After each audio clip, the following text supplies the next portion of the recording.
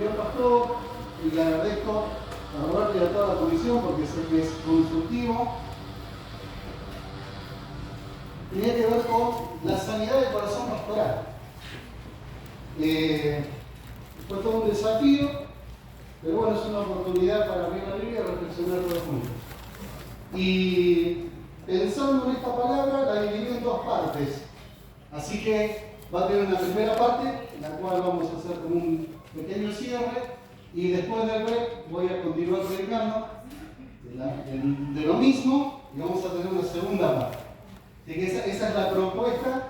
Espero que todos lleguen hasta el final, sin hacer así, sino así, digamos, una cuestión más asertiva. Y quise poner como un pasaje, que por ahí todos lo conocemos, es Proverbios 4:23, sobre toda cosa guarda tu corazón, o cuida tu corazón, porque de él emana la vida, cuando hay vida. Y cuando no hay vida, ¿qué emana? Lo que hay. Eso es lo que emana. Y nuestra opción viviente va a decir, cuida tu corazón porque este determina el rumbo de tu vida.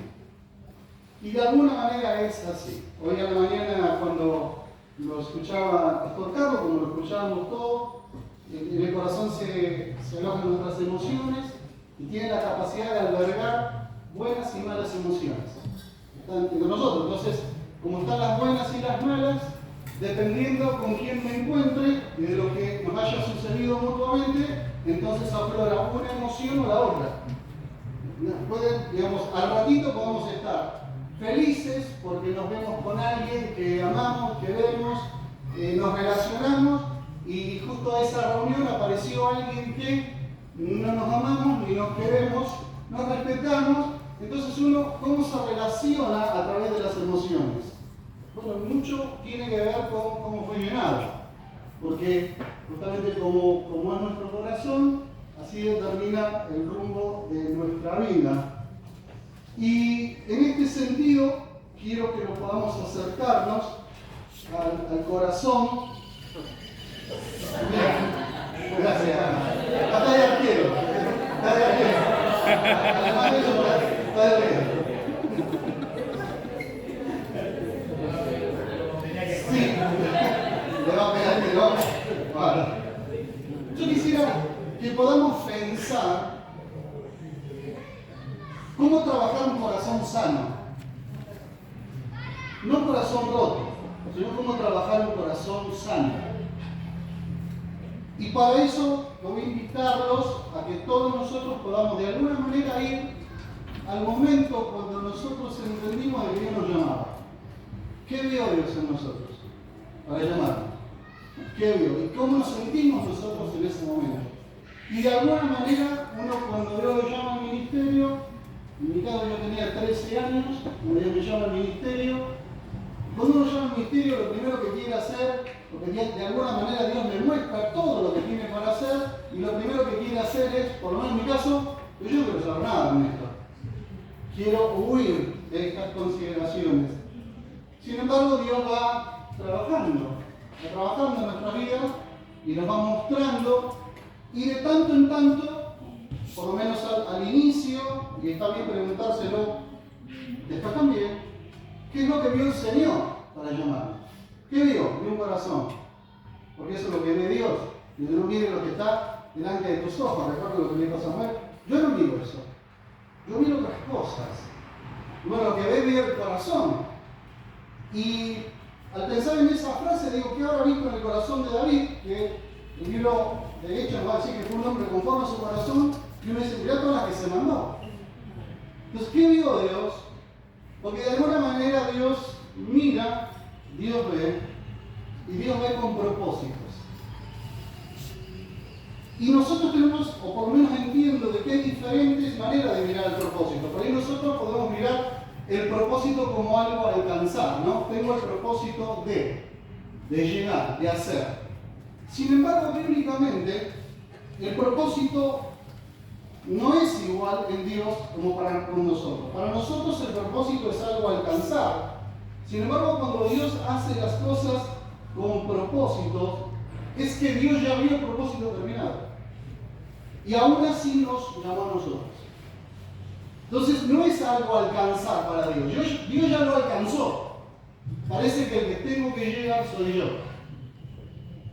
Porque Dios ya lo vio, Dios ya te miró, me miró, nos observó, entonces nos puso allá y uno sigue diciendo el cuándo. Bueno, a medida que me voy acercando, bueno, voy a ir viendo más claro. Por eso la pregunta, ¿qué vio Dios? Y todavía estamos acá, dijo el pastor Carlos, se fueron tantos y yo me quedé. ¿Cuál es el propósito que debo cumplir? Tengo varios accidentes, no tengo un hueso quebrado, muchos de ellos casi mortales. Muchos de ellos. Cuando hablo muchos, hablo en plural. Probablemente a la mayoría de ustedes no se les haya escapado un tiro de escopeta que haya pasado cerca. Acá estoy. Probablemente tuve accidente en auto, tuve accidente a caballo, vengo de campo, tuve accidente en moto. Si alguien quiere volver conmigo a La Plata, lo llevo. No me para vos. Gracias, muy gentil. Entonces, cuando algunos de ellos, cuando pasaba otra vez por los lugares, derramaba lágrimas y le decía al Señor, ¿por qué no me llevaste? ¿Por qué estoy acá? ¿Cuál es el propósito? Entonces, cuando uno observa ese propósito de Dios, tiene que ver con una palabra que se encuentra solo una vez en la Biblia. En la Biblia hay palabras que son cuidadas. Por ejemplo, Ezer. Ezer es una palabra cuidada que solamente aparece 21 veces en la Biblia, 15 veces de ellas aplicadas solamente a Dios. Y es por eso que le dice que haré un Ezer idóneo, arranca en Génesis. Pero hay otras más cuidadas que esta, que es justamente el propósito de Dios. Y una palabra que se ve una sola vez en la Biblia. Y está en el libro de Job. En el libro de Job, la palabra hebrea es Esá. Para aquellos que toman nota, es un apóstrofe. E-S-A-H. No es más que eso. No es más que eso. Vamos a ver cómo llegamos a la Esá en el segundo sermón. Esto para que no se vayan después del primero. Pero esto tiene que ver con la Esá de Dios, y es así, la Esá de Dios es la acción de Dios en la historia. Escúchenme, es la acción de Dios en la historia. Es lo que Dios está haciendo, es el propósito de Dios que está llevando adelante, de reunir todas las cosas en Él. Dios está llevando adelante su propósito, en términos hebreos diríamos su Esá. Está llevando adelante eso. Nos guste, no nos guste, estemos de acuerdo, sepamos, no sepamos, Dios lo está llevando adelante. Y en el medio, llama. En el medio convoca. En el medio invita justamente a sumarse a esta cuestión. Y este Dios que involucra hombres y mujeres en su historia es cuando pasajes como el de Romanos capítulo 8, cuando Pablo dice a los que aman a Dios, ¿recuerdan? Dice todas las cosas que pasan, le ayudan a leer. Bueno, entró en la Esá de Dios. Si Pablo no entra en la Esá de Dios, no entra, y déjenme decirle, no todos entran. Si Pablo no entra en la Esá de Dios, no puede decir esto.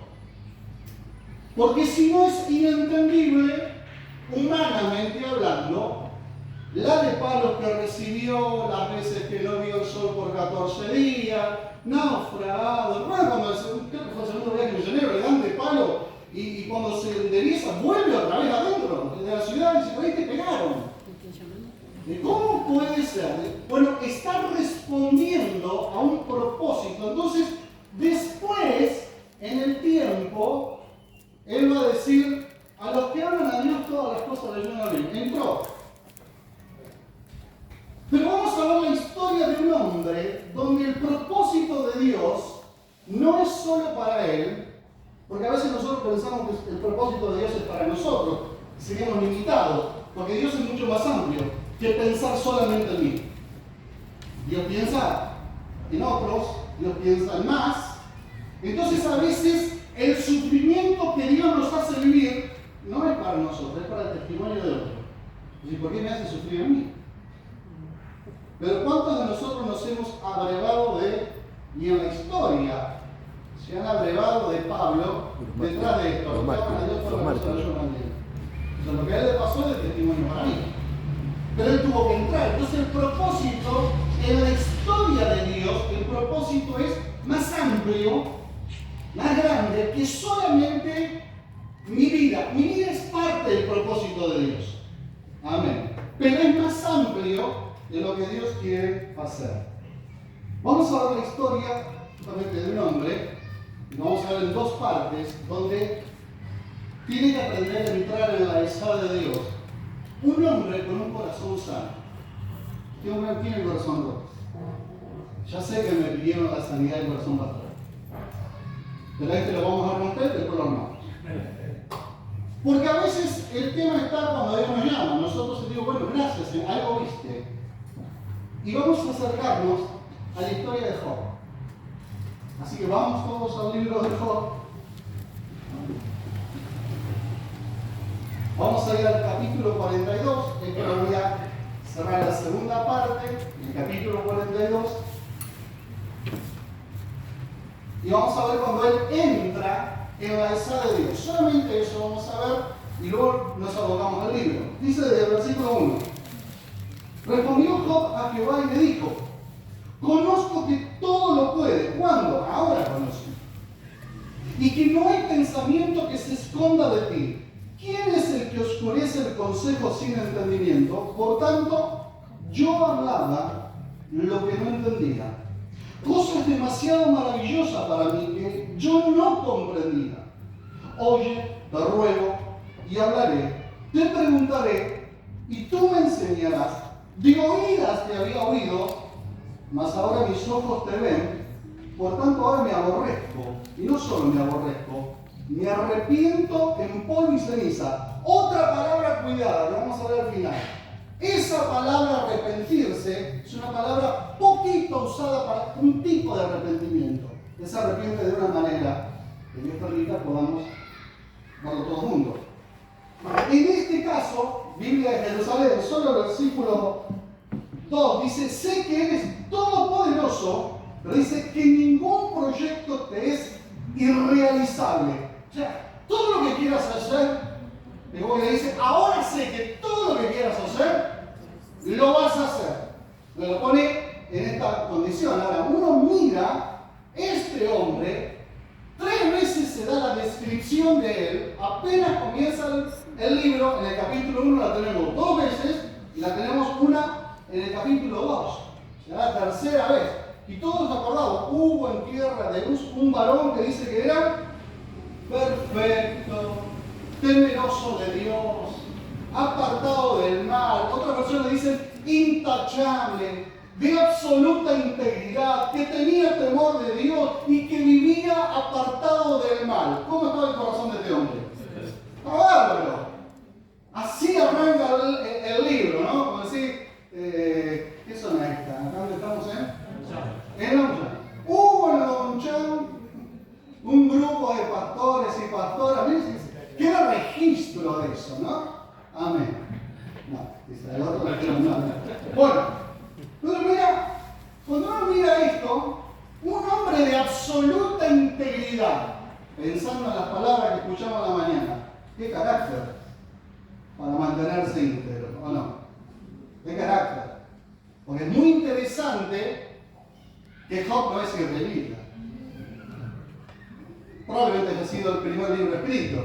Dice, pero está entre los libros que le escriben los israelitas, ¿sí? Y a nosotros también. Que hace Job, quizás. Paréntesis. Entonces uno mira, encontramos que dice, un día hay una reunión celestial, ¿no? Conocemos la historia. Y llegaron a presentarse delante del Señor, y entre los que se presenta Satanás, que además le dice el acusador. ¿no? Se presentan. Y se presentan delante de él y ahí Dios le pregunta, dice, ¿dónde venís? De recorrer la tierra. Pasé por el retiro. Pasé por allá. Mirá, contame, dice Dios, ¿qué viste? De hecho, Dios le dice, ¿te fijaste? Ahora Dios da testimonio, no solo el libro. Dios da testimonio. ¿Te fijaste en Él? Que no hay otro como Él sobre la tierra. ¡Wow! Uno dice, ¡qué tremendo! Dios da testimonio, no hay otro, y da las mismas características. Dale, viene, y le dice, Satanás le dice, ¿vieron? Le respondió al Señor, sí, pero Job tiene una buena razón para temer a Dios. El tema es con Dios.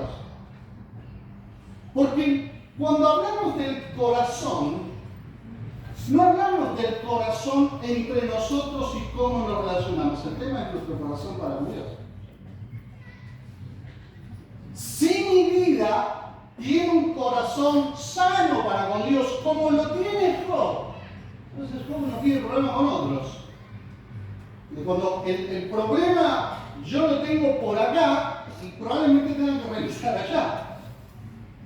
Job tiene un corazón sano, y quien dice esto es Satanás.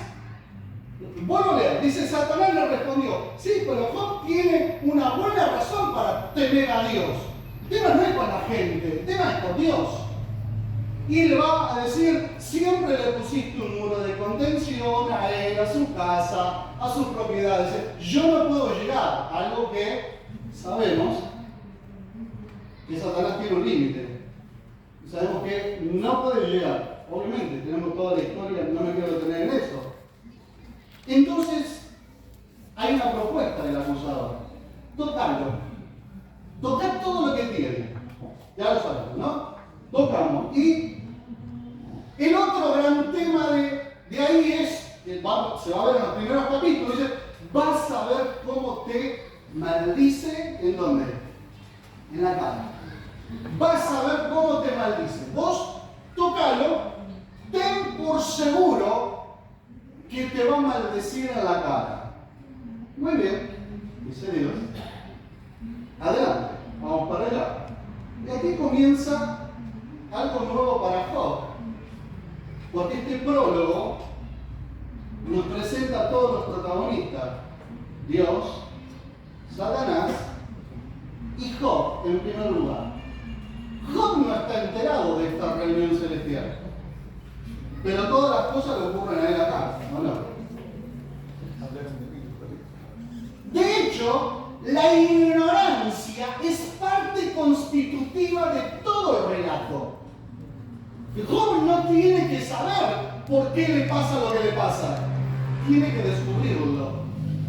Tiene que entrar en la sala de Dios. Tiene que descubrirlo.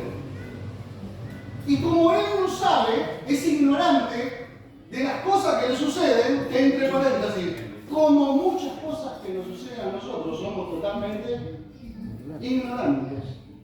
No sabemos por qué nos sucede lo que nos sucede, solamente lo que sabemos que nos sucede, y nada más que eso, encontramos que se da el libro de Job. Job nos va a meter en la historia y todos los personajes a partir de ahora van a estar a favor de uno o de otro. De ahora en más van a estar a favor de uno o de otro. De hecho, los amigos, lo vamos a ver dos nomás, Elifaz y Bildad, van a estar a favor de Dios. Vamos a ver. Pero la esposa a favor de quién está. ¿De quién? De ella. Maldice a tu Dios, maldice y muérete. De Dios. ¿Cómo se pone a prueba el amor? No. ¿Cuánto amas a Dios? No. ¿De El quién? poder del amor. El nuestro. Vamos a ver. El tema es que uno mira, o sea, si se mete dentro de la historia, alguno de los dos tiene la culpa. Es como cuando Jesús viene en el capítulo 9 de Juan, Jesús pasa y encuentra al ciego de nacimiento. Entonces la pregunta es, ¿quién pecó? ¿Quién pecó? ¿Quién pecó? ¿El pecó o pecaron los padres? El tema es que la culpa siempre es de alguien. ¿Y Dios qué dice? Ninguno de los dos. ninguno de los dos. Acá no hay culpable. Él está ciego para que ahora se manifieste la gloria de Dios. ¡Pum! De nuevo la vista. No, la cosa, ¿cómo puede ser? Nosotros tratamos de buscar o en un lado o en el otro cuando somos probados. No nos olvidemos lo que Moisés escribió en el libro de Deuteronomio, lo que pasó con el pueblo. Dice: el camino que el Señor tu Dios te ha hecho recorrer para afligirte, para ponerte a prueba, ¿recuerdan? Era para conocer tus intenciones, si guardabas los preceptos o no. Yo te llevé por el desierto para probarte. Yo te puse en aprieto y de hecho las palabras de Dios para con Satanás dice: probalo. Probalo. No porque tiene el corazón roto, que tiene sano, pero lo va a probar. Y en este sentido se resalta que era un hombre acabado, íntegro, pero le falta algo, le falta sufrir. Falta sufrir un poco. Cualquiera de nosotros tenemos algún sufrimiento hoy también. Por algo estamos acá. Y en esto aparece justamente su dolor, ¿no? Nosotros sabemos, ¿no? Sin entrar en detalle, pero pierde los bienes, termina perdiendo los hijos. Y cuando sucede eso, él tiene actitudes de dolor, de profundo dolor cuando hablamos en términos orientales. Sentarse en ceniza, él se sienta en el capítulo 1 en ceniza, va a estar todo el libro, cerca al final, sentado en ceniza. Él se sienta en ceniza, rasga su vestidura y se ropa la cabeza. Algunos de nosotros nos ahorramos un paso, pero... Voy. Es una señal, nosotros estamos en sufrimiento. No sé. En este sentido, no son cuestiones de decir, bueno, sufrimos en silencio. No, él lo está gritando. Todo lo que me pasa, no es que no lo digo, lo manifiesto, lo expreso, me muestro. ¿Qué es lo que está haciendo? Se está mostrando. Se mostró de esta manera y en ese sentido va a decir una frase que nosotros la acuñamos y decimos: ¿cómo lo dijo este hombre? Dios dio, Dios quitó, sea el nombre de Jehová bendito. ¿Qué había dicho Satanás? Te va a maldecir. Y en vez de maldecir, ¿qué hace? Bendice. Bendice. Tema del libro. Está por ahí. Entonces, ¿cómo es que lo bendice? Y uno dice, bueno, Dios uno, Satanás cero. Entonces viene el capítulo 2. Y en el capítulo 2 vuelve a la reunión celestial. Y en el capítulo 2, Satanás, desde el versículo 3 y 4, Jehová le dijo a Satanás: ¿vos consideraste a mi siervo Job? Otra vez, parece como que Dios lo... ¿No lo viste? ¿Consideraste? Salió bueno el tío. ¿No consideraste a mi siervo? Y otra vez dice: varón perfecto, recto, temeroso de Dios y apartado del mal. Y Satanás, ¿no? Y además que le dice, respondió Satanás: piel por piel. Ahora vamos. Hasta ahora lo tocaste alrededor. Tocalo a él. Metete con él. Dios le dice: respetarle la vida. ¿Recuerdan? Y lo que llegan son las llagas incurables. Llegan. Y tiene todo el trasfondo del libro de Levítico, por eso él se va aparte. Aparte porque él está llagado es lepra, o una de las lepras. En ese momento recuerden que Levítico habla de lepra, pero en el contexto de Levítico se llegaron a detallar 72 tipos de lepra. Una psoriasis de hoy en día para nosotros sería en ese momento lepra. Salvo de él. Él está de una manera inmundo, se tiene que apartar y aparece la esposa. aparece la esposa. Gloria a Dios por nuestra esposa. Amén. Nadie dijo nadie. Aparece la esposa y la esposa otra vez va a poner el tema de maldecir o bendecir. Toma partido la esposa. De hecho, si no toma partido, es imposible. Entonces acá hay alguien malo. ¿Y el malo quién es? Dios. Dios es malo. Nosotros desde que caemos a la esposa hay que mirarlo en el contexto. Porque en el contexto se bendice al Dios que te bendice, pero se maldice al Dios que te hace mal. Esta mujer sabe que esto viene de parte de Dios. Y como viene de parte de Dios, ella reconoce eso, reconoce que al final de todo es la muerte, y se va a morir. Entonces, como un verdugo, ¿no? Al final de su vida dice: mira, maldecido y morite. Porque vos tenés razón, vos lo has bendecido toda la vida, vos has guardado todo, y él fue malo con vos. Toma partido. Toma partido. Toma partido ¿por quién? Por su esposo toma partido. Y al tomar partido por el esposo, ¿quién es el culpable? Dios. No van a venir los demás. Que Dios es el favorito. Y el culpable pasa a ser el otro.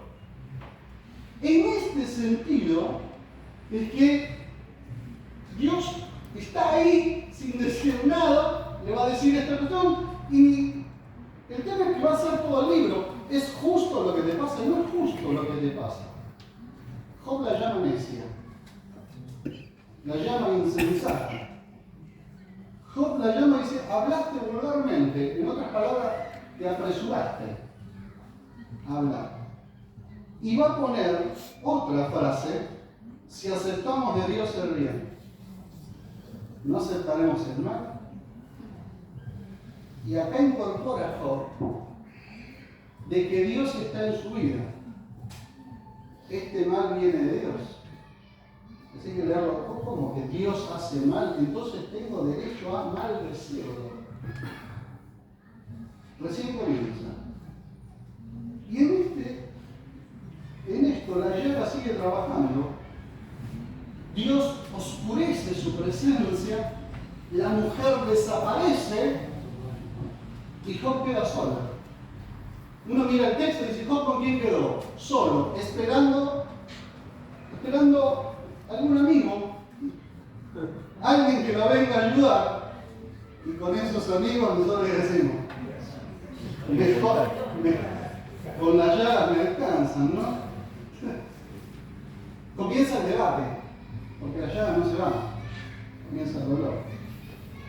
Entonces, de ahora en más, todos nosotros, si nos metemos dentro de la historia, vamos a tener que tomar partido. ¿Estamos a favor de Job o a favor de Dios? Vamos a ver. El tema no es el dolor, el tema es el dolor inocente. Doler, todos nosotros tenemos heridas, pero cuando esas heridas son gratis, que te hieren porque te hieren, que te pegan porque te pegan, te critican porque te critican, y no paran, ¿no? Y sigue la llaga, y sigue la llaga, y sigue la llaga. Y el problema es con el hijo, o con las finanzas, o con la iglesia, y sigue la llaga. Es decir, ¿qué pasó? El problema pasa por ahí. Y en el sufrimiento inocente, uno puede estar, a veces, acá hablo a título personal, como a veces me han dicho a mí hermanos de la iglesia, me han dicho: ¿qué hice mal para que me pase? Me han dicho hermanos de la iglesia: ¿qué hice mal?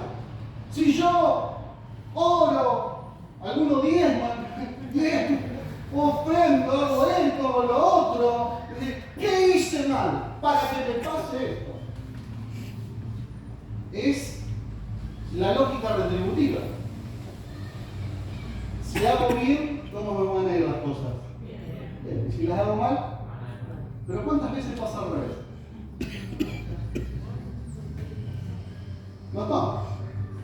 Por supuesto que tenemos que hacer bien. Pero es la lógica retributiva. Entonces, ahí comienza un diálogo largo, inocente, un dolor inocente en esa doctrina de la retribución. Y obviamente esa conciencia de su dolor se suma a la ignorancia. Porque la reunión fue en el cielo, y Job no participó de esa reunión en el cielo. Entonces se suma la ignorancia. Y entonces nosotros lo ponemos detrás de pregunta. ¿Por qué me pasa esto? Y si no tenemos la pregunta del por qué, hacemos la segunda. ¿Cuál es? ¿Para qué? ¿Para qué? Y si no tenemos respuesta, decimos, para algo será. Pero siempre estamos en el para. Pero cuando no tenés por qué, y cuando no tenés un para qué, porque Job no tiene un para qué todavía. Entonces cuando uno dice, no tengo ni esto, no tengo lo otro, ¿por qué sigo sufriendo? Si además, temeroso de Dios, apartado del mal, justo, y además me pasan todo esto, entonces en ese momento aparece una maldición. Aparece la maldición en boca de Job. En el capítulo 3 aparece la maldición. Y él que dice, maldito el día que nací. No lo maldice a Dios. Aparece la maldición. Te va a maldecir en tu cara. ¿Job lo maldice a Dios? No. Pero maldice algo porque no puede entender. Maldice, en este sentido, maldice el día en que nació. Dice, ojalá sea borrado este día, o sea, me voy para atrás. Y uno mira, Jeremías le pasó lo mismo. Jeremías capítulo 20 dice, ¿por qué salí del vientre para pasar trabajos, penas y acabar mis días derrotado? Ese es un hombre con una gran represión. ¿Por qué me pasó todo esto? Y otra vez, porque fíjense que los dos están hacia atrás. Están hacia atrás. Hay dos que plantean la muerte para adelante. Uno es Elías. Ojalá me muera, ¿no? Y el otro es Jonás. Jonás dice, se arrepintieron, ojalá me hubiese muerto. Si me mira, volvamos a Job, en este caso. Pero cuando las cosas no cambian, a veces los pastores podemos decirlo de otra manera. ¿Para qué haber tomado el ministerio?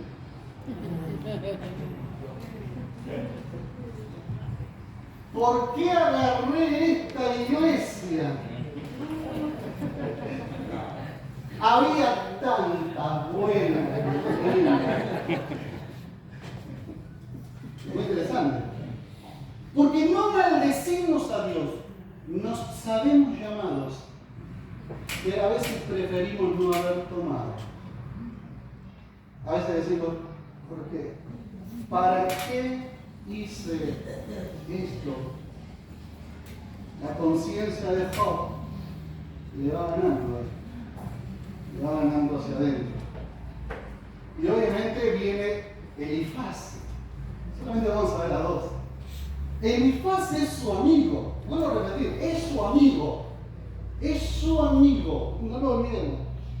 Que al momento que lo exhorta, lo alienta, le quiere dar consejos, lo quiere encaminar, pero su doctrina es de la retribución. Como la doctrina de él es de la retribución, le va a decir, el bienaventurado, escuchen, está precioso, yo he predicado de esto para el otro lado, justamente. He aquí el bienaventurado es el hombre a quien Dios castiga. Qué bueno lo que está pasando. Te está castigando Dios. No solo eso, le dice, por tanto, no menosprecies la disciplina del Todopoderoso. Te está castigando Él, caramba. Él es el que hace la llaga, ¿recuerdan? ¿Y qué dice después? Y Él es el que te cura. Gracias a Dios, diría Job. Porque ya lo veía todo llagado. Dice, Él es el que hace la llaga y Él es el que te cura. Por lo tanto, ¿a favor de quién está? De Dios.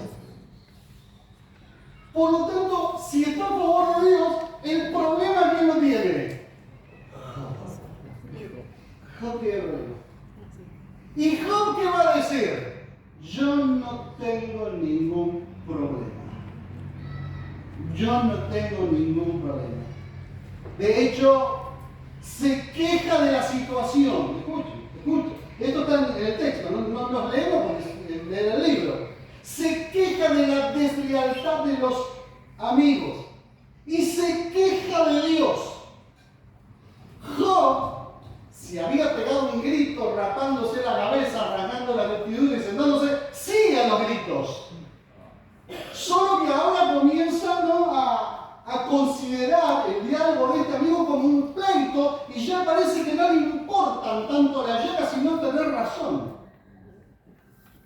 Tiene que defender su postura, tiene que defender que más que el consuelo, le importa a él que tiene razón. Entonces, habla. No nos olvidemos que es el mismo libro de Job que dice que Dios le pone límite al mar, pero nunca las palabras de Dios. Nunca. Tan grande, el mar tiene límites. Vos y yo para con Dios, no. Hablamos. El profeta Isaías decía, dirá el barro a su hacedor. ¿Qué hace? ¿Recuerdan? Dirá el barro, sí, este barro habla, no sé de ustedes, este habla, opina, tiene ideas, propuesta, se enoja, y viene el segundo, viene Bildad. Y Bildad, que también trae la sabiduría del Oriente, dice, ¿hasta cuándo seguirás hablando así? Reconoce que Job viene a los gritos. ¿Hasta cuándo seguirás hablando así? Suenas como un viento rugiente. ¿Acaso Dios tuerce la justicia? Escuchen esto, porque tuerce el Todopoderoso lo que es recto.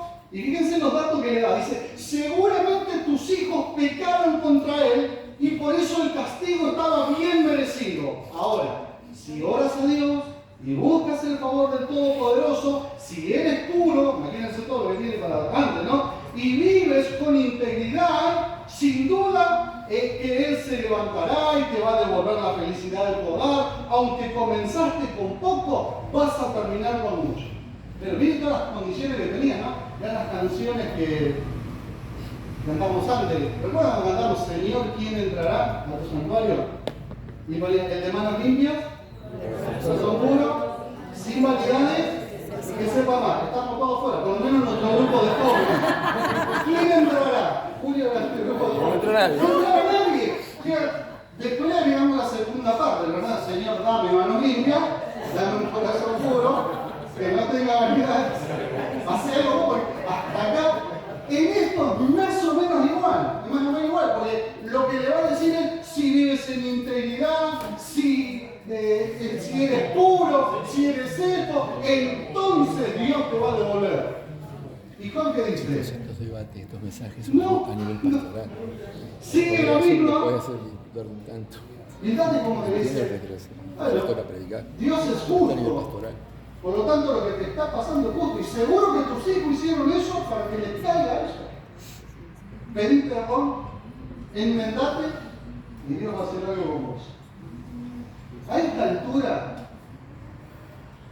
del relato, porque nosotros lo hemos leído a Job tantas veces, pero a esta altura del relato,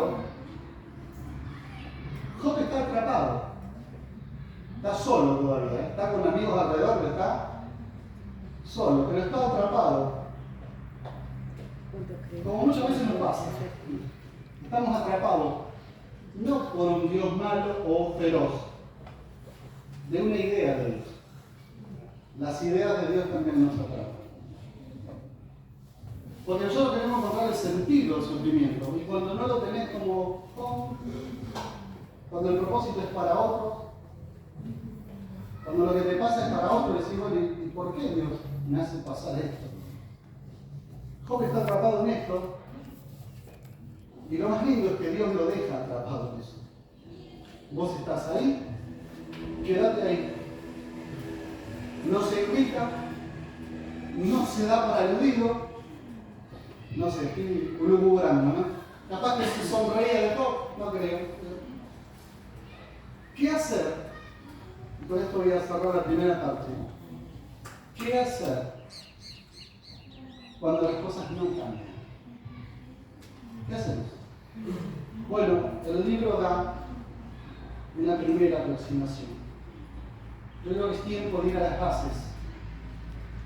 Eclesiastés capítulo 7, siempre me impactó, ¿no? Un libro de sabiduría. Eclesiastés en el capítulo 7, en el versículo 14, va a decir, en tiempo de prosperidad, disfruta. Pero en tiempo de adversidad, reflexiona. Por eso los tiempos de dificultad son para reflexionar. Tengo que reflexionar. Y en ese reflexionar, a veces como que la vida nos lleva puesto, ¿no? Pero cuando nos ponemos a reflexionar, podemos hacernos preguntas básicas. ¿Cómo está mi vida? Yo estoy con ustedes, déjenme decirles. ¿Cómo está mi vida? ¿Cómo está mi matrimonio? ¿Cómo está mi familia? ¿Cómo está la iglesia? Porque podemos tener estos dos tiempos, tiempo de prosperidad, disfrutar. Tiempo de adversidad, hay que reflexionar. A veces tenemos una bien, la otra no tan bien y una no. Es como que varían, fluctúan, una de la otra fluctúan. Lo que hace Job es reflexionar. Y va a ir a lo profundo, va a ir a su inicio, va a ir como él lo conoció a Dios. Los tiempos de oscuridad se sostienen por los tiempos de luz. Nunca nos olvidemos que Jesús pasa a Getsemaní porque ora antes por Getsemaní. Lo dice el libro de Lucas. Dice que ora por el tiempo que va a pasar en cuando vaya de camino a la cruz. Él ahí tiene un momento de luz. Y ese momento de luz lo sostiene en el momento de oscuridad. Job está en un momento de mucha oscuridad. Está solo. Dios parece ausente. La esposa desapareció del libro. Los dos amigos que se le acercan están en la lógica retributiva. Él continuamente se queja. ¿Qué hacer? ¿Qué hacer? En un momento difícil personal, un tiempo donde partió mi madre también, un tiempo difícil, tiene que haber momentos difíciles en la congregación. Y un momento difícil en la congregación, tenía pocos años de ministerio, justo partió mi madre también en ese momento, entonces yo le dije a los hermanos, bueno, prediquen ustedes el próximo domingo, yo no voy a predicar, los hermanos de la iglesia acompañando. Cuando me paro a predicar a los 15 días, se levanta un hermano en la iglesia, hay que quitarme de otra iglesia, en el momento de la predica. Pastor, ¿qué hacemos con tal versículo? Me dijo, de Romanos, me acuerdo de Romanos. Y eso vino cuando uno está en la palabra, por eso un poco nos vinimos para acá también, cuando uno está en la palabra es como decir, ¿cómo ha habido a vos? Pero, ¿qué es esto? Entonces yo miro, le digo, después lo hablamos. Así en este tono, después lo hablamos. No, porque Romano, no me acuerdo el pasaje de Romano. Me acuerdo del hermano. Era el hermano los romanos. Y vuelve a decir eso, y noto que el 80% de la iglesia hace esto. Se pone a hablar. ¿Alguien conoce a mi esposa? Acá, mi esposa es pequeña estatura. Se levanta. Y él se levanta, entonces va para el lado de él. ¿Cómo grandote? Creo que siempre se da esa cuestión dispar, no sé por qué. Y dice, hermano, si usted no quiere escuchar, nosotros sí. Solamente eso. Eso se llama autoridad. No hay que gritar. Él se para y yo digo, chao, se viene para adelante. Gracias a Dios se fue para atrás. Encaró para el lado de la puerta. Y digo, ¿qué es esto? ¿Qué es esto? Le llamé a mi padre, pastor, y dije, ¿qué es esto? ¿Qué es esto? Y él me hizo una pregunta que tiene que ver con lo que quiero que cerremos ahora. Él me dijo, ¿a qué te llamó Dios? Contame. Él me lleva al punto, su pregunta me lleva al punto donde todo comenzó. Y yo le dije, Dios me llamó, puedo decirlo porque tengo hasta el orden, Dios me llamó a estar con las personas y predicar su palabra. Él me dijo, hace eso.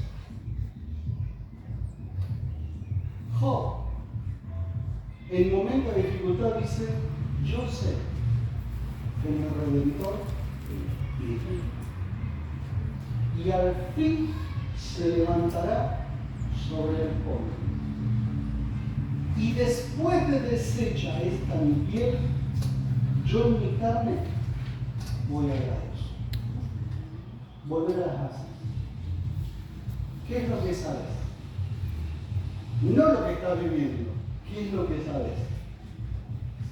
Una traducción literal no sería redentor, sería pariente. Yo sé que mi pariente. Porque el pariente era el seguro social de ese momento. ¿Quién te ayudó? ¿Quién lo ayudó a mi sobrino? ¿Aló? ¿Quién lo ayudó? Abraham. Porque era el seguro que tenía. Yo sé que mi pariente vive. Otra traducción sería, yo sé que mi justicia vive. Él está pasando de todo. Pero en ese pasar de todo, él grita y dice, yo puedo estar mal, pero yo sé que hay alguien que vive. Y este está viniendo a buscarlo.